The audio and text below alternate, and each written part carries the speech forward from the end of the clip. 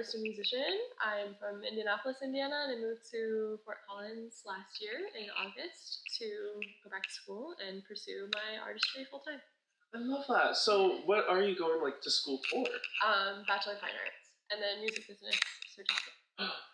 The music business. We love to hear that. Of course, I'm a little biased. Yeah, it's a good program. I mean, it's definitely been a worthwhile investment. That's good. So are you liking your classes? Do they feel tailored? Yeah. Last year, I was in sustainability. Because I was first going to come back to school for art education, and then I, kept seeing all of the climate stuff last summer, and I was like, I need to go for sustainability. And then I did a year of science, and I'm like, I feel like I am trying to fall into a mold that's not me. And so this year, in contrast to last year, feels way more in alignment with what is right for me, which is really nice. That's really nice. Did you know that the music business, the program itself, we're actually trying to build in sustainable features into it. So definitely with concerts, what was the last one? Water. Oh my gosh. Well, I guess it's not necessarily sustainable, but making sure that just water having water for people. Well, it does go with sustainability because it's if you don't want people to buy single-use plastics or bring those in, if they're sealed or whatever. Because I know there's a lot of times there's rules with trying to prevent people from bringing in alcohol and stuff like that. But I remember Eric saying in class that one of the shows that was put on people had to dump out their waters, but there was no way for them to fill it up. So it's you're trying to be sustainable, but it's not working because you're not giving people water. So it's only good, reusable if you can refill it. Literally, sorry, I don't want Dasani. I don't want salt water. I have too many microplastics. I don't need that anymore. I don't want my water to fizz when I open it. I don't know what to tell you. Oh, because have you seen that? Whenever you open Dasani's, they always go. Tss. I don't think I've noticed that, but yeah, next time you open one, it literally sounds like you're opening up a soda. Okay, it's wacky. So weird that. And of course, I guess you could use well, it's pressurized, but how is it that every other water bottle doesn't do that? Well, I'm concerned. Literally. No, I'm a big fan of smart water. No, it's good water. It's good water. I haven't bought it in a long time, but I remember buying it before and being just tastes it does. And I'll just reuse it. I get a huge well, it's whenever I forget or lose my water bottle because I'm notorious for that. Yeah. And so whenever I get a new water, I'll just carry around the huge ass Dasani's, and then I'll use it for the month. Yeah. See, I had friends like that who would be like, I'll just refill my plastic one. I was like, you can only do that twice before you're just plastic starts to break down, and then you're drinking the plastic. I did not realize that. Sorry, my material science class is oh, don't do that. Ooh, I just learned something good today. There you go. Whew, I'm probably filled with so many microplastics. We are, The frogs are dirty. Okay, so let's go. What an introduction. What an introduction where we go straight into talking about water. Straight into water and the endocrine disruptors that are plastic in our bloodstream. Yeah. Hi. I can already feel... First time I move my body. I'm breaking. Like one of those Barbie dolls where, my arm can only go in 5 different positions and I'm screwed. Oh boy. But yeah, okay, so let's go a little bit more into your music. Okay. What would you describe your genre? I hate this question. Yeah. Just because it's so hard. It's weird. My main way that I make music is vocal looping. Mm-hmm.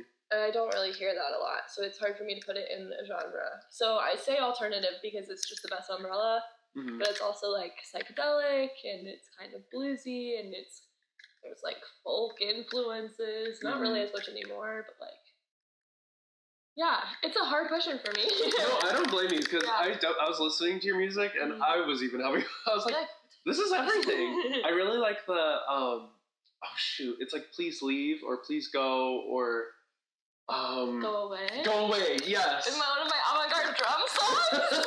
I think that one's so cool. Thank you. Like, that one is just, But, okay, so forget about genre. Fuck genres. What is... I don't put myself in a box. No boxes. But I am very curious as to what energy do you want to, like, put out into the world with it? Like, what essence do you kind of bring with your music? In the beginning, I feel like my main intention, and this kind of goes to, like, the artists that I sent you that inspired me, like, there are people that I've listened to that, like, helped me stay alive, and I wanted to be able to kind of bring that to other people, too. Like, if I can convey a message where somebody, like, doesn't feel alone, and, like, I can, like, quantify an emotion that they're feeling, and, like, they don't feel as, like, ostracized and feeling that, like, just, like, allowing people to feel seen through art, and that was, like, a lot of the primary motivation, because a lot of my first songs that I was writing, like, in high school and stuff, when I really started to dive into this, was, like, really based around depression of, like, myself and my friends and things people were going through, and, like, and a lot of those aren't out. Like, I might revisit and put them out, but they're, like, they're very far removed from what I've been writing recently. And recently, the essence and energy has been more just, like, energy itself. And, okay. like, yeah, it's taken a shift from being more of, like, very much storytelling, focusing on a certain event, or, like, a very literal translation of, like, a day, to talking more about, like, energetic principles and, like, just being a little bit broader in that sense. Because now, like, the song projects that I have out, like, all of my drafts projects, those are all, like, automatic writing sessions. Like, I didn't sit down and write any of those beforehand. Like, you're hearing me write it in all of those. So it's just, like, getting into flow state, and then I feel like I'm a little antenna, and then, like, whatever is being, like, channeled to me, I'm just, like, communicating, and I'm like, oh, I don't know what that was, but... I love that. Yeah. So would you consider yourself, like, kind of spiritual in that sense? Like, do you feel like there's a lot of spirituality within your music? Entirely. Yeah. What's, like, your kind of background with that? I've definitely, like, my spirituality side of myself, or my spiritual side rather, has grown a lot in the past couple of years. And it came from, like a faith-based religious, like, upbringing, to becoming very, like, atheist, and, like, I don't identify with any religion, and then to, like, finding a spiritual side again, where it's like, I don't have to believe in nothing, like, I believe in something, and I believe in a lot more, just, like, it's bigger than we can understand, and, like, more of, like a psychedelic communication in that way, where, like, my understanding of spirituality has been, like, developed through me going into my own mind, if that makes sense. And, like, nature and the world around me, and that's kind of where, like, energetic principle side comes in, because it's just understanding, like, what is inherently within all of us that's keeping us alive, like, from humans to plants to even, like, I would argue that, like, mountains are living, and, like, water is living. Oh, definitely, you know? So, yeah, I definitely had to, like, refine spirituality again, because I was raised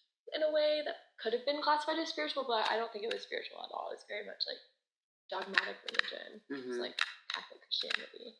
You know? And then, like, late high school, I was very much, like, I do not resonate with this. Like, I'm a queer person. Like, I do not feel safe here or welcome here. And, like, they're telling me that, like, the inherent parts of myself are incorrect, and then I should, like, stifle that, put that away. Like, everybody's a little bit gay. Like, but control your urges. Oh my god, control your urges. So, just, like, trying to discover myself and, like, listen to what myself has been trying to communicate with me, like, I just turned away from that in order to, like, be like, who am I? And then, like, learning that I can, like, grow my own spiritual side for a couple of years on top of that. But, yeah. That's very nice. Long answer to your question. No, I love the long answers. Especially,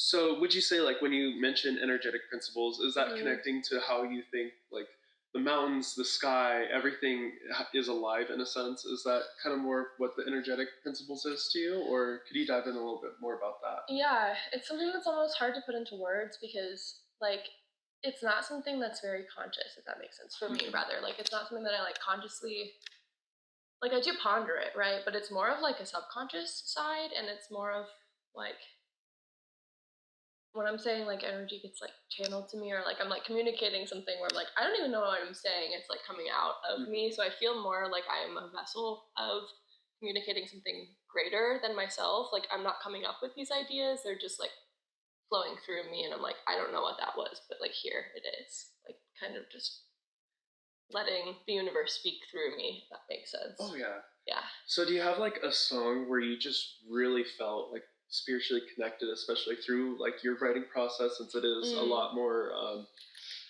I guess, impromptu? Not really impromptu, but you're definitely, like, you're in that experience as you're writing it. Is there, like, a song for you that definitely... Whew. Yeah, the first one that I can really quantify of being of that writing style is called Energy, and I just did, like, my first professional recording studio in, like, multiple years, like, last weekend for this song. So it'll be coming out soon, and I'm really excited because I wrote this one, like, 2 years ago, and I haven't put out a single in a while. But that one, for sure, it's called Energy. And it kind of begins in a way where it's more reminiscent of, like, my old songwriting style, where it is a little bit more storytelling, and I'm pulling from, like, direct experience, and then it's going more into, like, me communicating, like, how do you, like, find your energy, like, where is it at, like, for myself and for other people, because it's kind of like the way I'm communicating it is more outward, even though it was, like, reminiscent of me finding it myself. Yeah. I really like that. Since we're already kind of on the topic, I'm a little curious. What are your big three, top three? Okay. So Yellow Ostrich. I don't know. Many people don't know this artist, which is cool. They're very, like, they're weird, and I love that. I found them when I was in high school because my friend Kyle played this song called Mary by Yellow Ostrich, and I was like, this is gorgeous. This is such a beautiful song. And, like, it didn't hurt that I've always had a crush on this person, so I was like, oh, that song, I'm gonna, like, really like it now. So actually, they're my favorite artists. Yeah, but so I, like, found the album that came from and fell in love with that album because this artist just does, like, it's very much loop building layers, and, like, the artist's name is, like, Alex Shaw, but his project is Yellow Ostrich, and he'll, like, build layers on top of each other, like, ha ha ha ho ho, ha ha ha ho ho, ha ha ha ho ho, and then it goes into, like, a harmony layer, like, ha ha ha ho ho, ha ha ha ho ho, ha ha ha ho, and it, like, layers those, and, like, just building a song based off of his voice, like, that spoke to me so much as primarily being, like, a vocalist. It's always been my primary instrument. Like, I played guitar since I was 8, but singing has always been, like, my number one instrument. Like, it's the one I've invested the most amount of hours into, for sure. So just to see somebody build songs that were so, like, dynamic and, like, just filled with so much movement and emotion and, like, songwriting in that way, because then he would also layer in instruments, but definitely, like, drawn to the vocal layering side of what he has done, and, like, yeah, big influence there with Yellow Ostrich. And then second one would be Sylvan Esso. Found them in high school, and they, like, so Amelia is the vocalist, and then her partner Nick is the, like, instrumentalist side of things. So it's just this little duo, but they sound so vast, and, like, she also has a history with, like, being an acapella singer. Like, she was in an acapella girls group called, like, Mountain Men or something like that. I don't know if it was why it's Mountain Men. I could be totally wrong. It might not be that, but there's Mountain in the title. Fact check. You gotta look it up.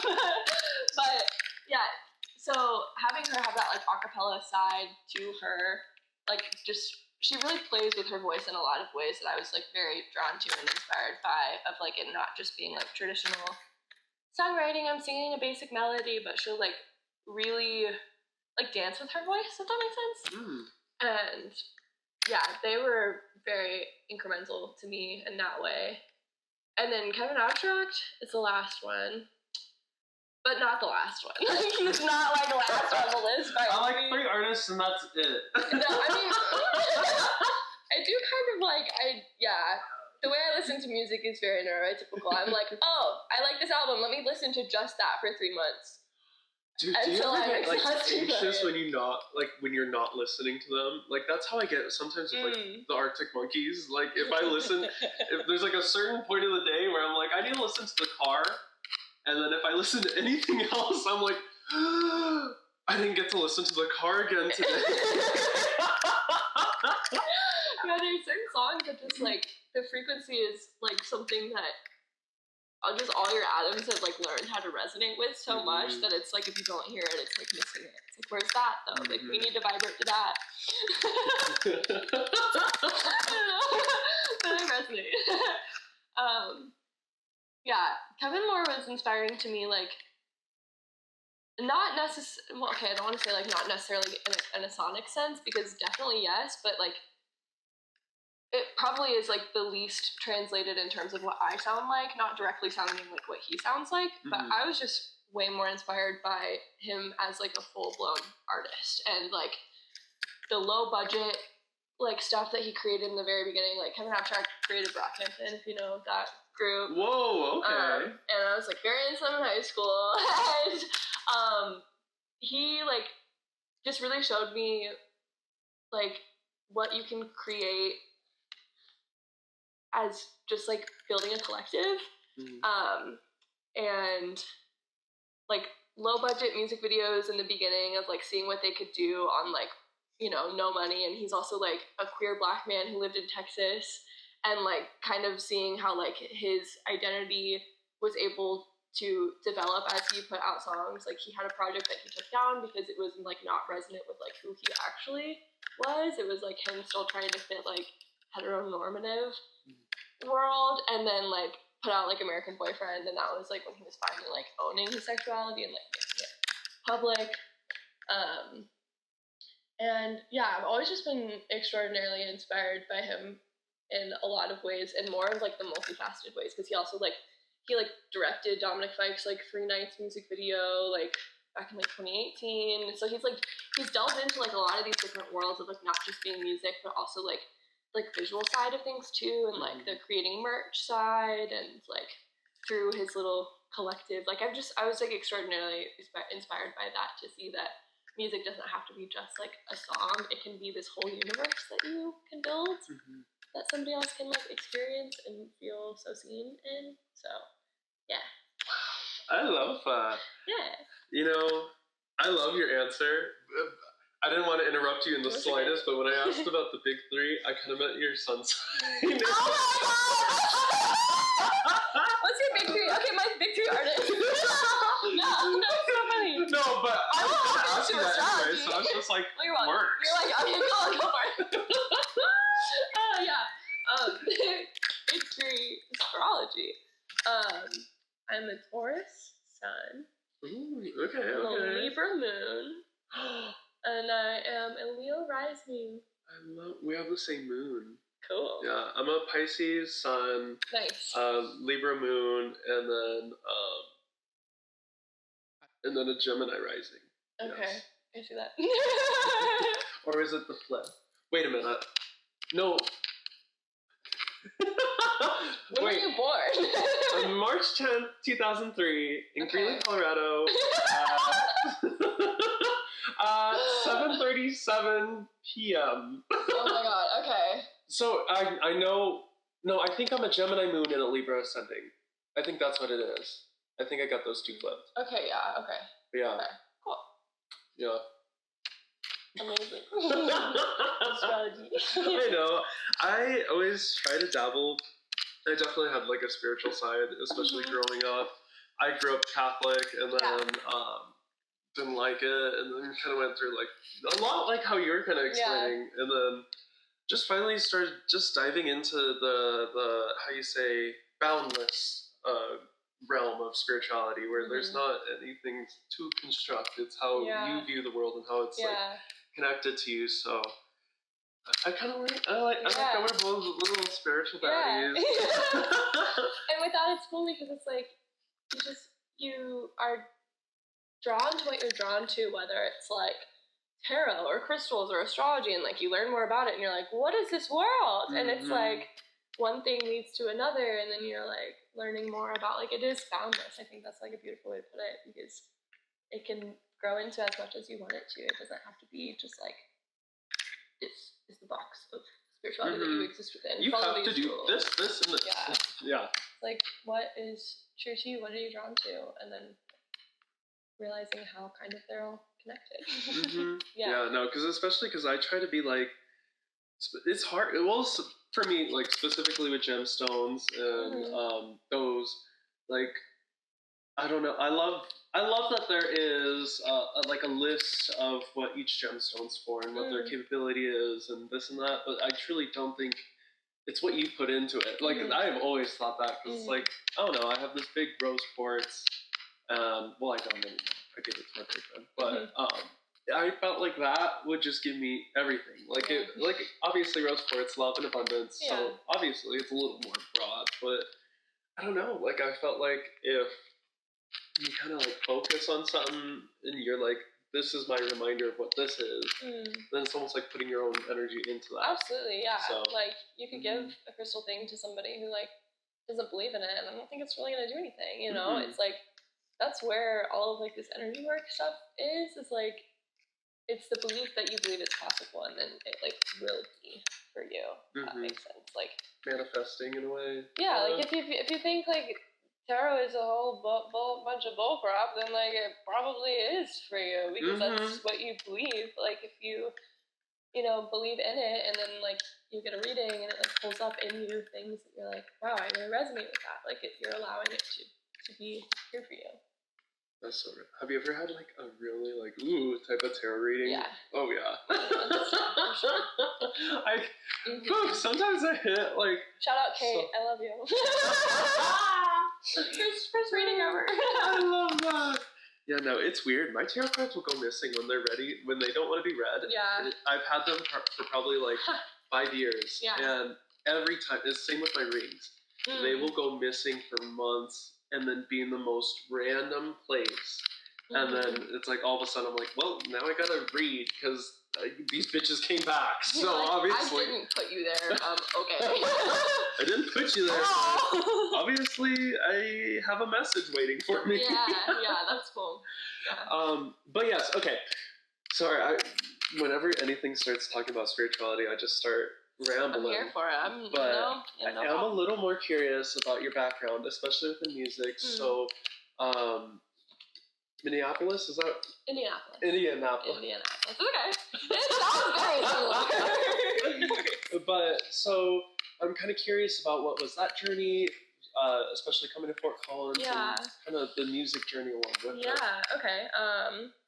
Well, I've been singing since I could talk.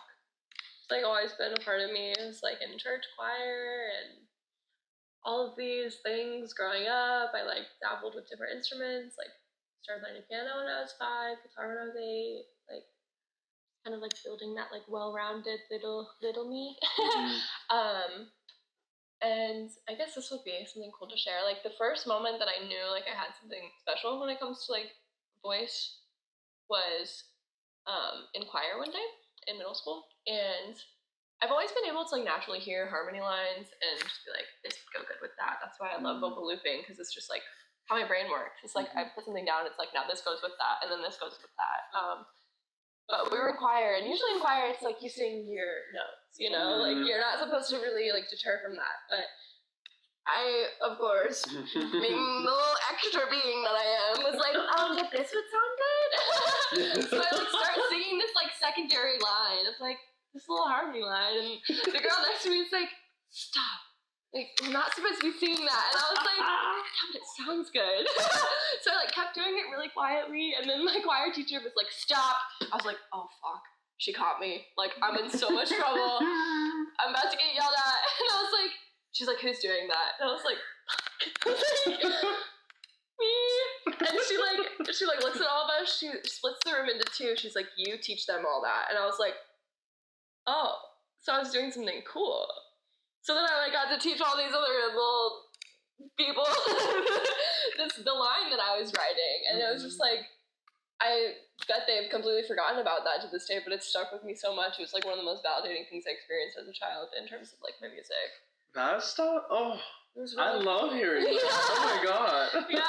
So just having like little moments like that growing up, because I experienced like a ton of bullying for like a very long time. So I was always battling with like, am I actually any good? Are people just like telling me you're good, but then actually talking about me behind my back? Like just a bunch of like childhood, trauma. And so it like took a while for me to finally be able to listen to my inner voice and be like, no, you do have something, like, because I kept coming back to it. It like would never leave. Like I've known since I was a child, like all I want to do is be an artist, and all I am is an artist. Like I'm other things too, sure, but like that's where I feel like that's where my soul is, And so yeah, going from like middle school into high school, was in choir there too. So this is where like 10,000 hours starts to be built around my voice. Like a choir like 5 days a week. Like in the morning, I was in 3 in high school, so like I would go early before school started in the morning for one of them, and then like 2 times a week for the other one in school, and then another one in the morning on Wednesdays. So like just really started putting a bunch of hours into my voice. And like I had written songs when I was a kid, but I like really started writing in high school, and it became like a cathartic outlet for me for like whatever I was kind of going through or processing. Like I didn't ever really like sit down to be like, okay, I'm gonna write a song now. It would just be like a culmination of whatever was going on, and then I picked up my guitar, and then something comes out, and I was like, oh, cool, there's a song. Sweet. So it's kind of always been automatic in that sense. And yeah, going through high school, like collaborated with some different people, and like really learned like what I could bring to the table, but also had a lot of hardship with music too, through like some of those like interpersonal dynamics. Even into college the first time, like same thing. And it got to the point where I like had falling outs with people, and I was like, I like don't need anybody. I'm just gonna do this on my own. Like call back to Kevin Abstract and like the collective that he made. Like I feel like I've always kind of been searching for people I can collaborate with in that sense, but like I've had it for a moment, and then it like disappeared for whatever like interpersonal reasons. And so just got to a point where I was like, okay, I don't need a producer, I don't need anybody, I can just do this all myself. And put out some songs that way. And then I had a lot of mental health stuff happen. Like I dropped out of school, I like worked full time for a couple of years, and like still the whole time pursuing my artistry, but like to the degree that I could when I was not doing well. Like I wrote 3 songs during the whole pandemic, and then like looking back to last year, I was writing like multiple songs a month because I would like give myself the time and space to go and do songwriting sessions, and just like whatever would happen would flow out. And then I was like, wow, I wrote 9 songs in this day, and like looking back at a whole year where I wrote 3 the whole year, and just like seeing how far I've come that way. Yeah, but I got back into like the live scene in like 2022 and started playing in Indianapolis in 2023. And then like my live performance has just been like incrementally improving every time that I perform, and like becoming more comfortable, and like being able to move more on stage, and like bringing in elements that are more me. And like now I walk out and I'm like incensing the place, and I'm like, hey, what's up? And like I just feel way more like I'm almost like letting people into like what the songwriting space looks like for me. Like a little glimpse into my world. But yeah, I moved out here because I just felt like Indianapolis was coming to a close for me, and I'd wanted to come out here since I was like a young teenager, and I was like, I didn't know a place could feel like this, like when I first visited. And yeah, it just, life happens, and it was time, and I moved out here, and yeah, I've been pursuing it out here, and it's been a whole new challenge because it's a place where I like didn't know anybody to start with. So I love that. Yeah, I can keep going, but... I mean, please do, but I'm just a little curious. What was the occasion that she came? Was it, like, specifically before cons, or was it, like, Colorado, and then you're like, oh, I need to be here? It was, like, Colorado in general, and so I was working full-time at the time in Indianapolis, and I was doing, like, a variety of different, like, I worked in a music store for, like, a year and a half, and then I was working childcare for almost a year, and, like, I was ready for change, and I was going to come out here and work for a year, and then go to, like, CMC for free, because if you make less than $50K a year, they just take you to college. And I was like, that's sick, I don't have money, I can go out there and work, make less than $50K, and then go to school for free, and then, more personal things happened, and I was like, I think I need to go back now. Like, I don't want to, like, work another job where I'm, like, not fulfilled and just, like, doing it to get by. Because I was going to come out and, like, work in Aspen and do, like, childcare in Aspen as, like, a part of the ski resort. And I was like, I'm ready to move on from childcare. Like, I wanted to be able to, like, I don't know if, like, scale up is the right way, but I didn't want to stay where I was anymore. And if I just had done that here, it would have been, like, basically where I was there, but just in a different location. As opposed to, like, investing a ton of energy and time into myself to be able to go where I actually really want to go. So, yeah, like I said earlier, it was first, like, oh, I need to go back for sustainability. And then it was, like, no, sustainability is going to be, like, an incremental part, but you have to also have something that's sustainable for yourself. It's not just the word sustainability. It's, like, the solving thing. You know, it's, like, I've known it's art for a while, so now it's, like, learning how to integrate sustainability into my art. And, like, a lot of, like, the tangible art that I create is all made from, like, recycled materials and stuff like that. So it's really cool to see how that is coming into my work, and like, really drawn to activism through my art and things like that as well. And realizing that, like, that's where I'm going to be able to have the biggest impact, like, ripple effect wise, is not through, like, being a scientist in the lab, because I was, like, not stoked about any of those jobs. I was like, okay, this doesn't feel right. Like, if I'm doing a degree to get a job and I don't want to do any of these jobs, maybe it's time to reconsider. I feel you on that one. Yeah, so I was like, okay. And then, yeah, pivoted to art. I don't remember what your question was, but... I don't either. So it was originally kind of going into your music, and then we were talking about kind of just when you first were discovering Colorado. Oh yeah, and like why Fort Collins, yeah. So it's because I decided that it was like, I need to go back and do that now, like go back to school now rather than waiting a year to do it. So yeah, and I had already applied to CSU for like art education, and I never declined. So my whatever. It's not a bid. This isn't a sorority. The offer? Yeah. It sounded like that. It was still, like, active, so I could still accept it. And I was like, oh, whoa, okay. Because I was going to move out here in a van, you know, do van life. I've been trying to do that, like, my whole life, and it just was not time. My cat got really sick, and I had to spend my whole van fund on, like, saving her life. And I was like, well, fuck. What am I gonna do? She's great. She's good. Don't worry. She's fine. Happy ending. We love Luna. But yeah, that was also the universe. Like, no, not how you think it's gonna happen. Like, yes, you can still move, but like, not the way you want to right now. So. Universe is so humbling. Oh, it's I love it. That's why whenever people are just like, what are you gonna do with your blah blah blah, I like planning for the future. I love fantasizing about the future. I definitely like think of elements of stuff I want in the future, but I don't like to make plans because who's gonna follow them? Yeah, it's like let there be space for whatever will happen to happen. You know, like if you don't allow space for flow, it's like then the flow won't come. That's what my song like Part of the Dance is all about, and it's talking about like talking about me, like, preparing this room for, like, my higher self to, like, come in and dance. And it's, like, basically, it's, like, from the perspective of the higher self being, like, of course I would want to be a part of the dance because you've, like, created this space for me. And, like, you, like, it's callback to, like, a Queen Harvey quote, but she's talking about, like, wooing the muse. And, like, you have to, like, create this space for it to, like, want to come in and be part of it. Like, it's not going to want to come in if it's, like, everything's a mess, you're like not taking care of yourself, it's like, bitch, you get your shit together.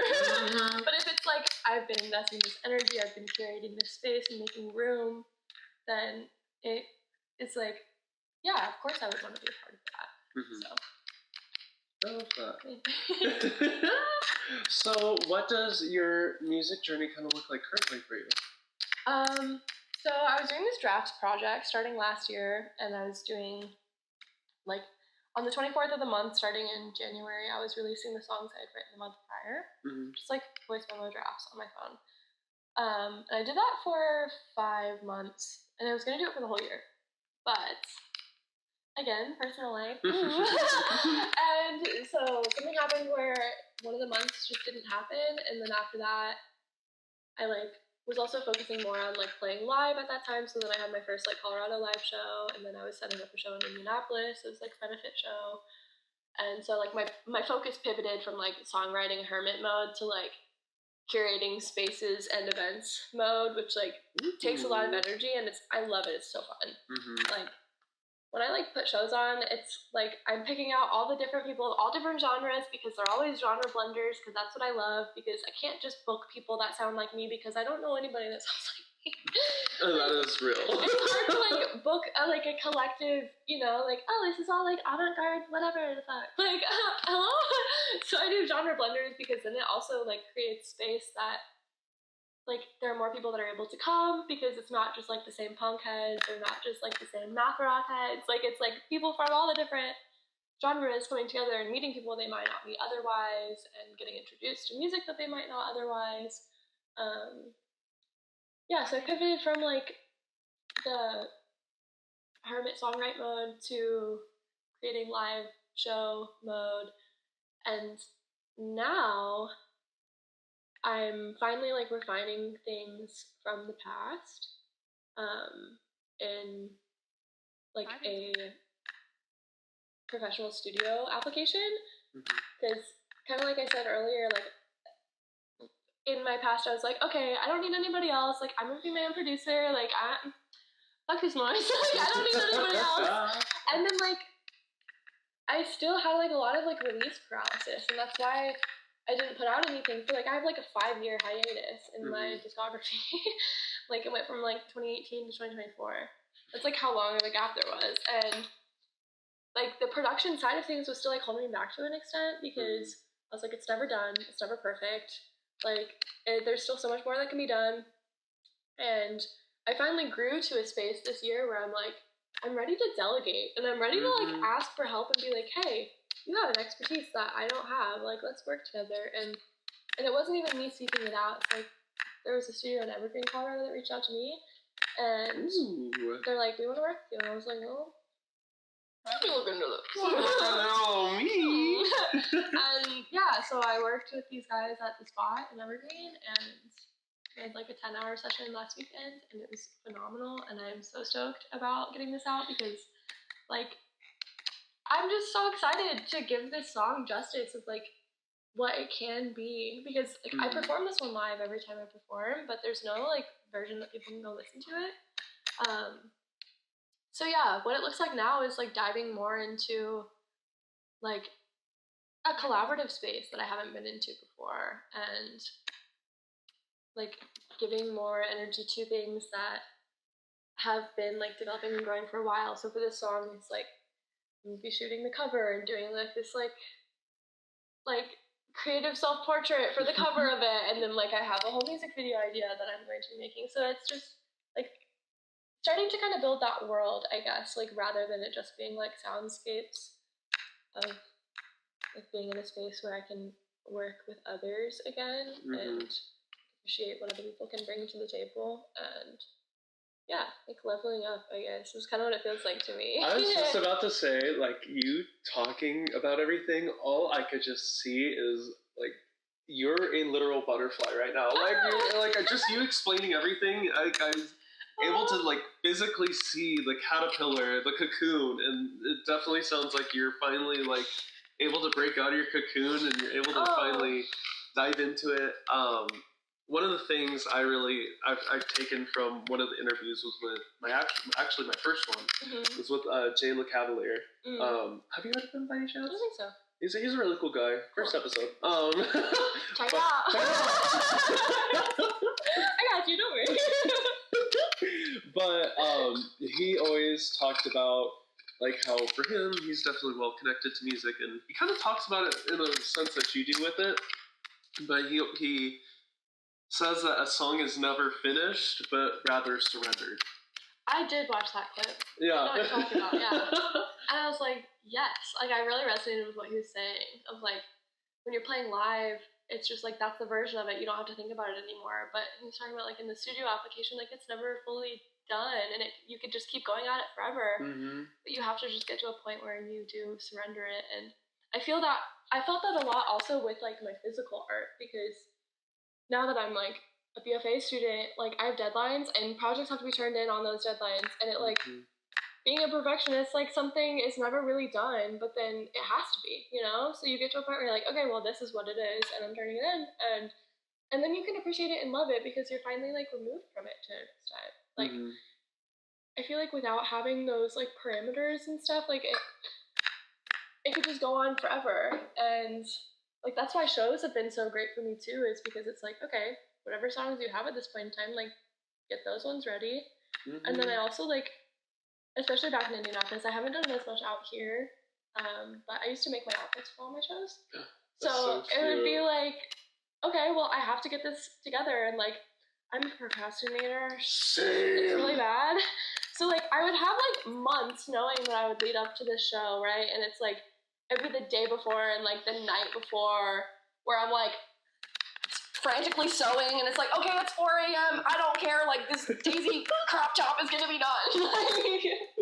So, yeah, it gets to a point where, like, I think, like, deadlines can be really helpful in that way. And it's interesting in the studio application because, like, there isn't one per se. You have to kind of put one on yourself. So the surrender thing is super true. No, I feel I hate deadlines, but it's like, especially for this show, oh my god, the way I procrastinated. I was even like, on the first release date, I was like, I pushed it back like 2 days. Yeah. But thankfully, I run off a spite, and I run off a spite. Don't get me started. I was literally just talking about this morning. I was like, oh, you know when people, like, tell me no? Or, like, I'm like, okay, bitch, I'm gonna make you, like, regret that. Like, okay, watch me. Like, I've had to, like, learn that as a kid, too. Of people being like, no, don't go into music. That's, like, not realistic. You can't be an artist. Like, that can be a hobby. You know, it's like, okay, I'm gonna prove you wrong. Like, because I know, like, deep down in my soul, right? I just posted something on my story where it's like, it will succeed because I am crazy. Yeah. And, like, yeah. No, literally. But, like, the thing is I always find it so funny because there is literally stuff called music business. Like, music is it could be sustainable living. It is a career, and it's a passion, and it's also an art. Yeah. And it's just, like, one of those things that's why I just love the performing arts in any type of sense. Like, me too. it's just, it's something that is so rare and so, how do I want to put it? It's very specialized. Like, you're not gonna, like, you could hear people that, like, artists that sound similar, but you'll never hear someone that sounds the same. Because that's just simply, that just doesn't happen. People are all so unique, and also, like, so, yeah. I'm just, I love getting to interview people like you. That's so fun. Yeah, I'm done. I'm having a great time too. Such a great time. Yeah. But I'm also a little more curious. So we definitely talked a lot about your music.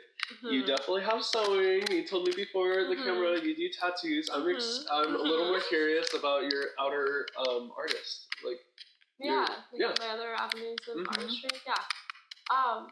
A lot. Like, film photography is a really big one. Videography as well.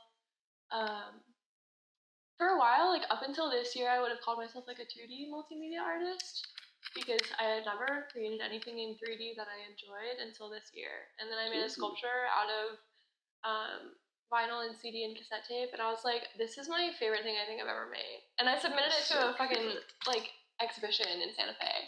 So I'm like, this is like, yeah, definitely multimedia is the best word to encompass it, and like with a high preference towards like upcycling. Like even back in high school when I made my prom dress, I like thrifted stuff from Goodwill and then like used all of those fabrics to make the dress. Like I'm very drawn to like giving things a life that like they would otherwise just be thrown away. Yeah, and I guess it's kind of like where like the sustainability side comes in through my art too. But yeah, I dabble in like everything I can get my hands on. I like have tried it or would like to try. You know, like I make jewelry. Like I do this. I like make book movies.